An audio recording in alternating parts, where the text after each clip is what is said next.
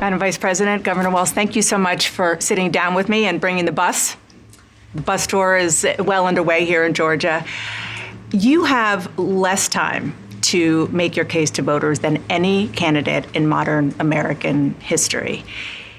The voters are really eager to hear what your plans are. If you are elected, what would you do on day one in the White House? Well, there are a number of things. I will tell you, first and foremost, one of my highest priorities is to do what we can to support and strengthen the middle class. When I look at the aspirations, the goals, the ambitions of the American people, I think that people are ready for a new way forward in a way that generations of Americans have been fueled by hope and by optimism. I think, sadly, in the last decade, we have had in the former president someone who has really been pushing an agenda and an environment that is about diminishing the character and the strength of who we are as Americans, really dividing our nation, and I think people are ready to turn the page on that. So what would you do day one? Day one, it's going to be about, one, implementing my plan for what I call an opportunity economy. I've already laid out a number of proposals in that regard, which include what we're going to do to bring down the cost of everyday goods, what we're going to do to invest in America's small businesses, what we're going to do to invest in families, for example, extending the child tax credit to $6,000 for families for the first year of their child's life to help them buy a car seat, to help them buy baby clothes, a crib. There's the work that we're going to do that is about investing in the American family around affordable housing, a big issue in our country right now. So there are a number of things on day one. What about you? Well, I'm excited about this agenda, too. As I said, the idea of inspiring America to what can be. And I think many of these things that the Vice President's proposing are things that we share in values. And the child tax credit is one we know that reduces childhood poverty by 1/3. We did it in Minnesota to have a federal partner in this. Unbelievable, I think, in the impact that we can make. You talked about, you call it the opportunity economy. Yeah. You are well aware that right now many Americans are struggling. There's a crisis of affordability. Yeah. One of your campaign themes is we're not going back. But I wonder what you say to voters who do want to go back when it comes to the economy specifically, because their groceries were less expensive, housing was more affordable when Donald Trump was president. Well, let's start with the fact that when Joe Biden and I came in office, during the height of a pandemic, we saw over 10 million jobs were lost. People, I mean, literally, we were all tracking the numbers. Hundreds of people a day were dying because of COVID. The economy had crashed. In large part, all of that because of mismanagement by Donald Trump of that crisis.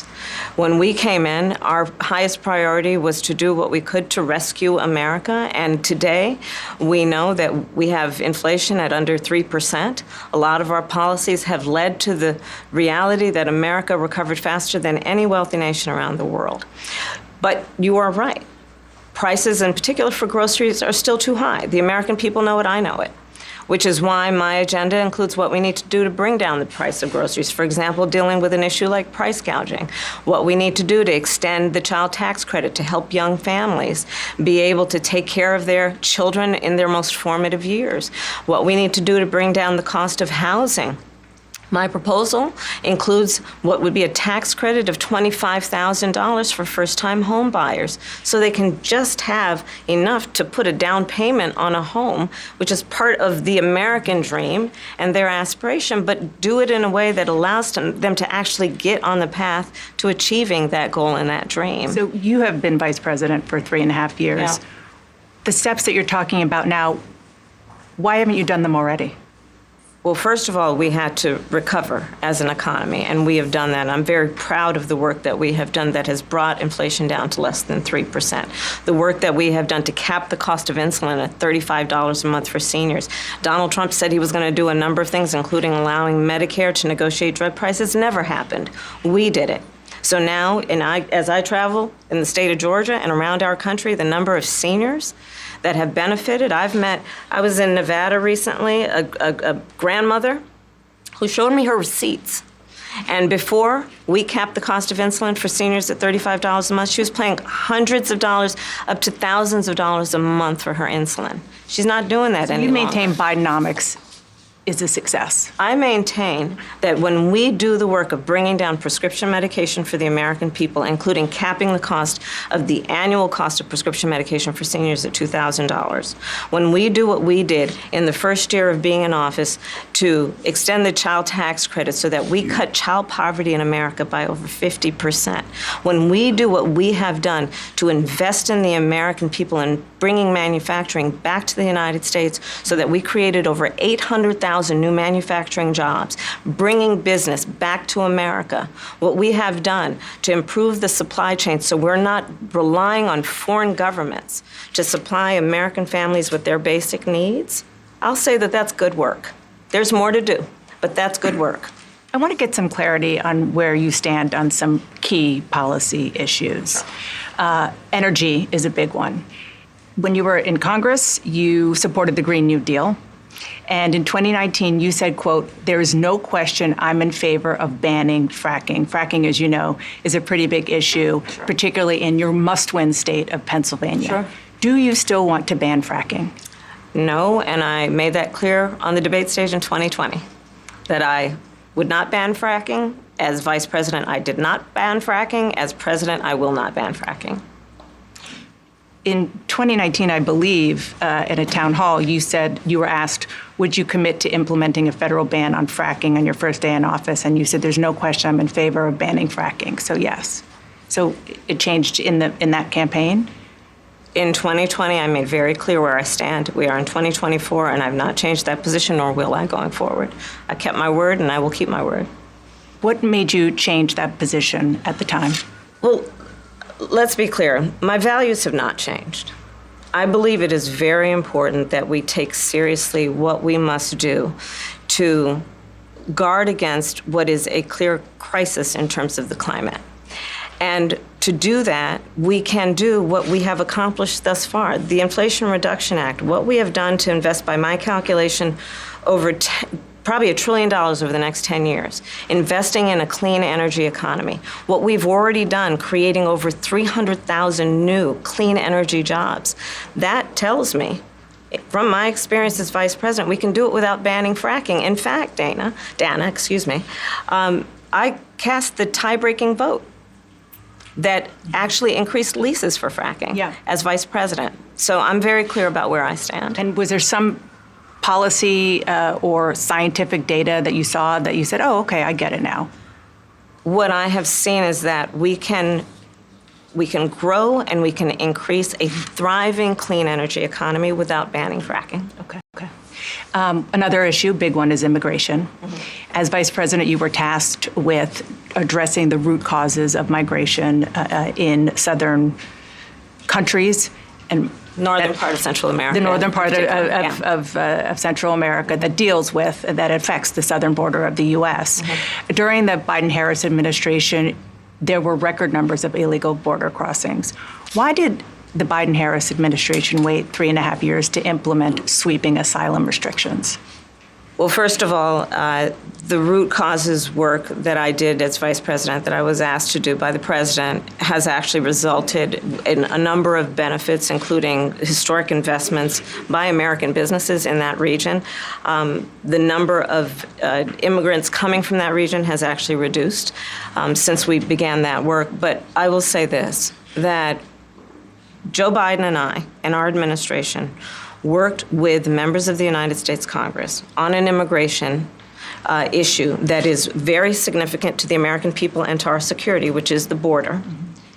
And through bipartisan work, including some of the most conservative members of the United States Congress, a bill was crafted, which we supported, which I support.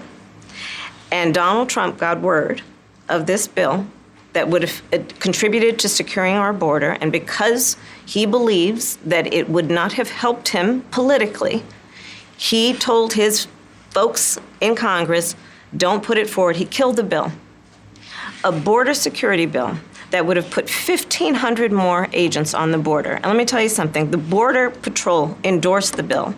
And I'm sure in large part because they knew they were working around the clock, and 1,500 more agents would help them. That bill would have allowed us to increase seizures of fentanyl. Ask any community in America that has been devastated by fentanyl what passing that bill would have done to address their concern and a pain that they've experienced. So you would push that legislation again. I just want to ask Not only about push it, I will make sure that it comes to my desk and I would sign it. just one other question about something that you said in 2019 when you first ran.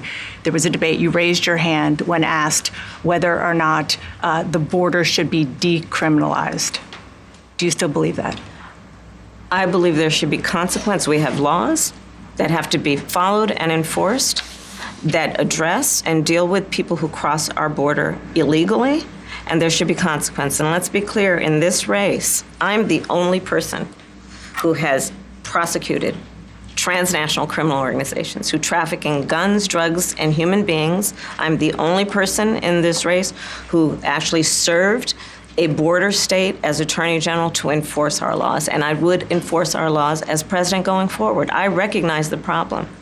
Generally speaking, how should voters look at some of the changes that you've made, that you've explained some of here in your policy? Is it because you have more experience now and you've learned more about the information? Is it because you were running for president in a Democratic primary? And should they feel comfortable and confident that what you're saying now is going to be your policy moving forward?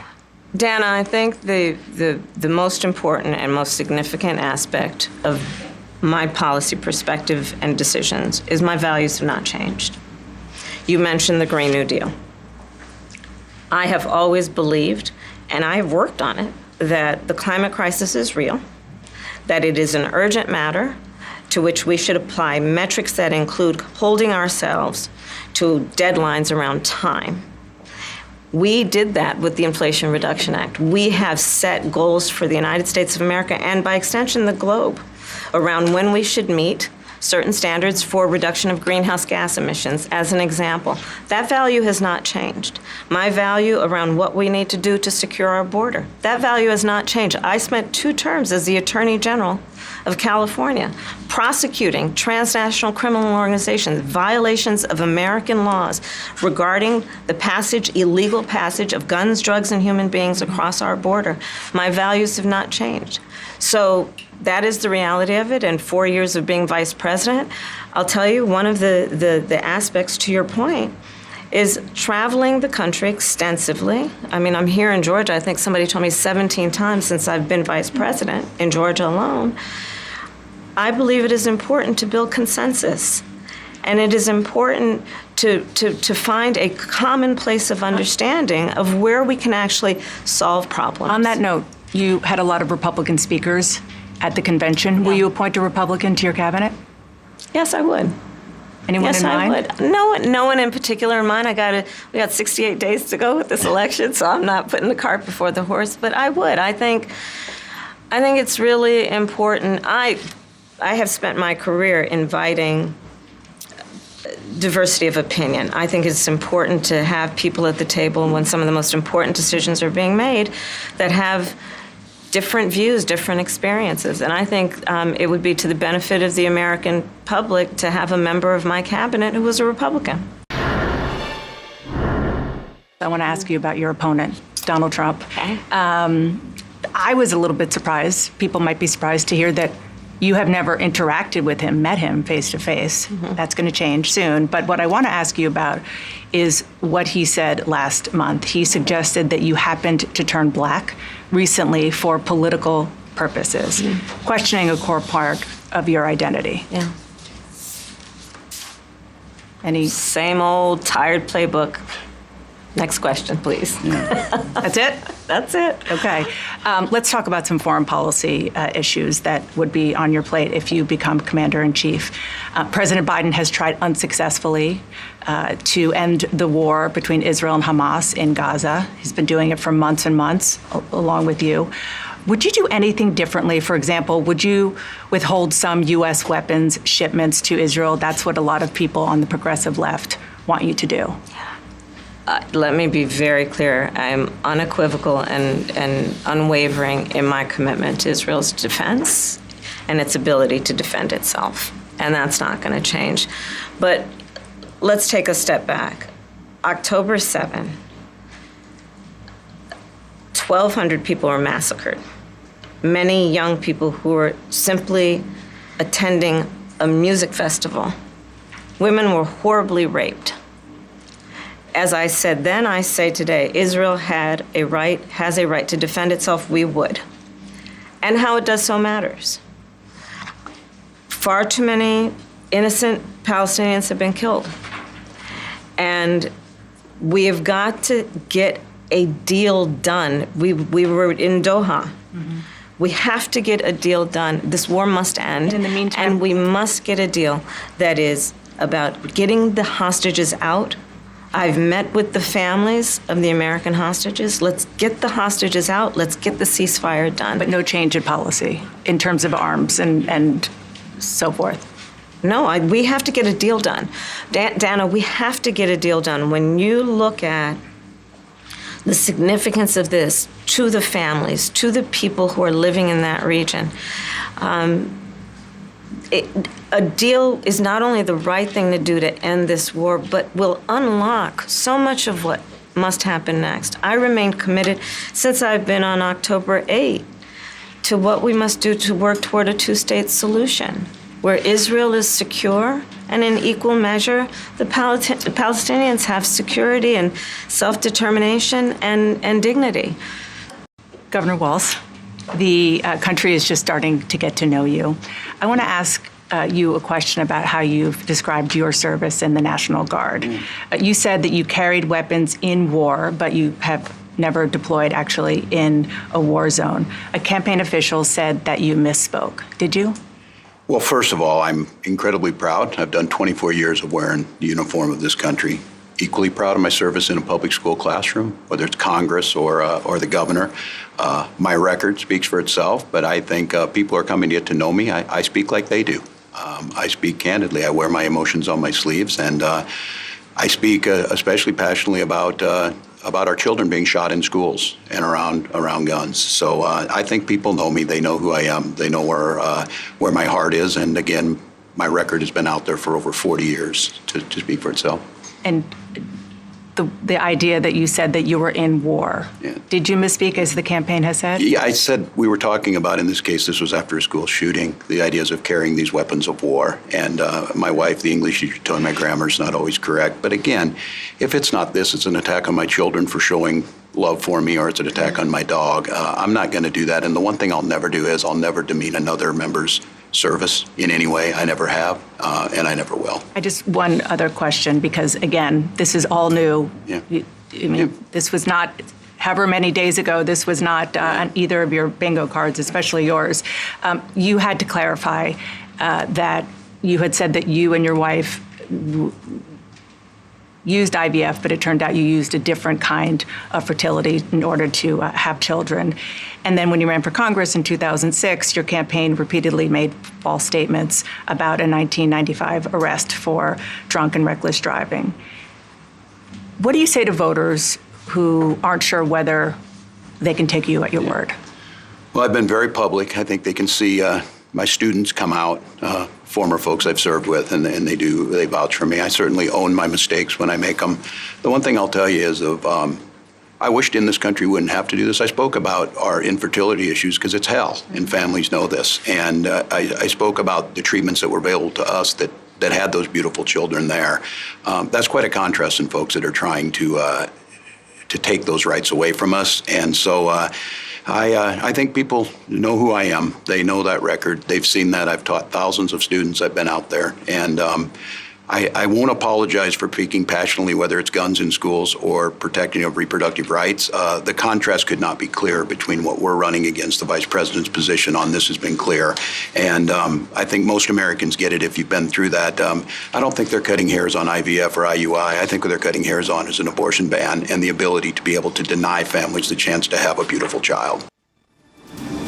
Vice President Harris, you were a very staunch defender of President Biden's capacity to serve another 4 years. Right after the debate, you insisted that President Biden is extraordinarily strong. Given where we are now, do you have any regrets about what you told the American people? No, not at all. Not at all. I have served with President Biden for almost 4 years now, and I'll tell you, it's one of the greatest honors of my career, truly. He cares so deeply about the American people. He is so smart and loyal to the American people. And I have spent hours upon hours with him, be it in the Oval Office or the Situation Room.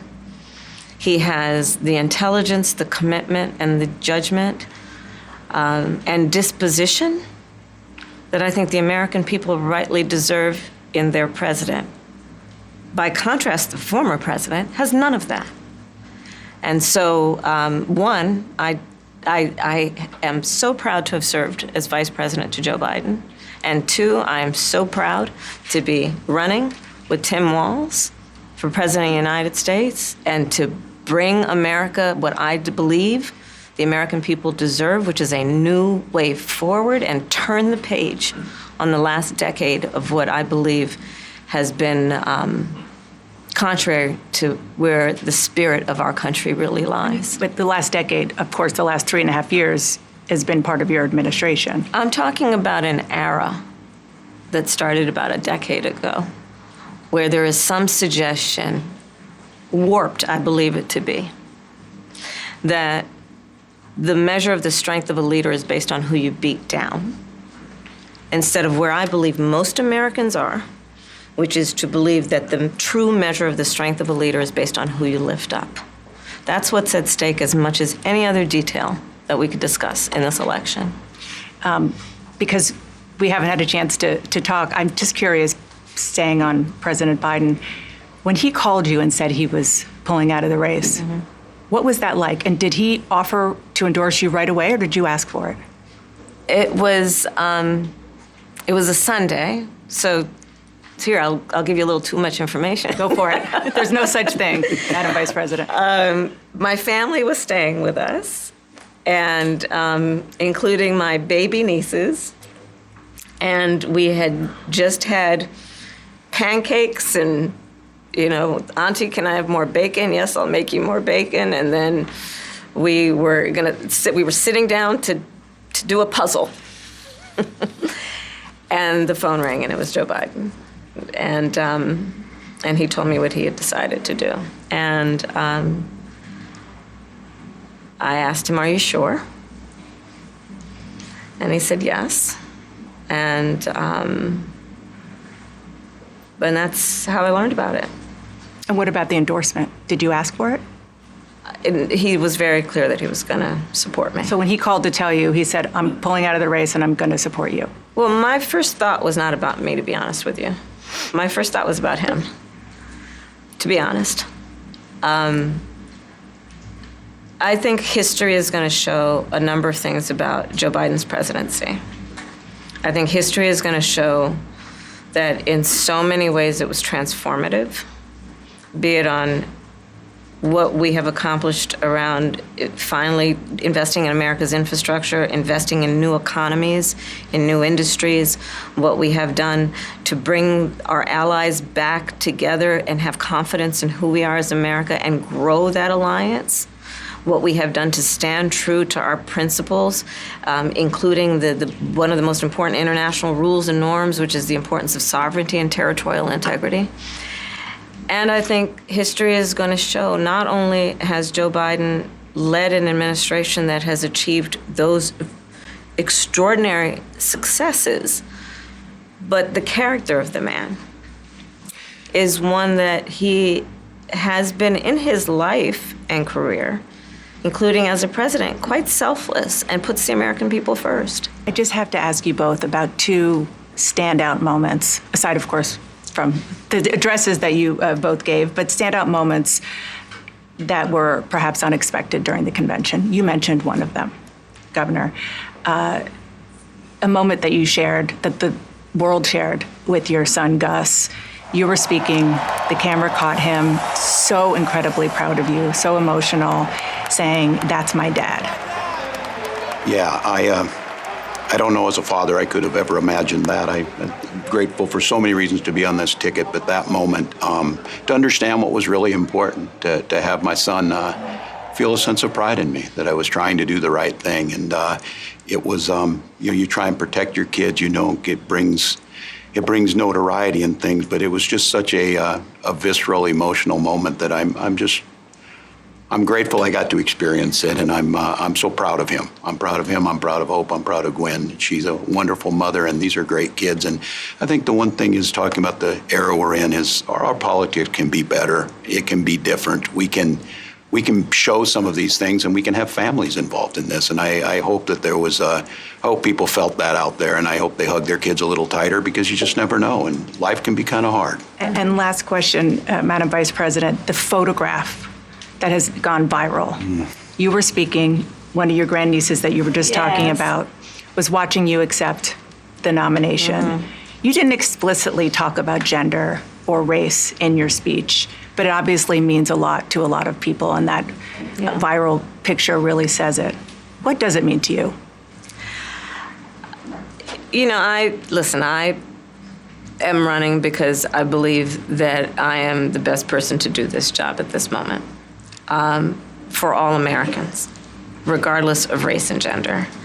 But I did see that photograph, and I was deeply touched by it. And you're right, it's the back of her head, her two little braids, and then I'm in the front of the photograph, obviously speaking. And it's very humbling. It's very humbling in many ways. Did she talk to you about it afterwards? Oh, she had a lot to talk about. She had a lot. She listened to everything, and she listens to everything. Give you your hot takes? Oh, yeah, definitely. Madam Vice President, Governor Walz, thank you so much for your time. Appreciate it. Thanks for having us. Thank you, Dana. Thank you.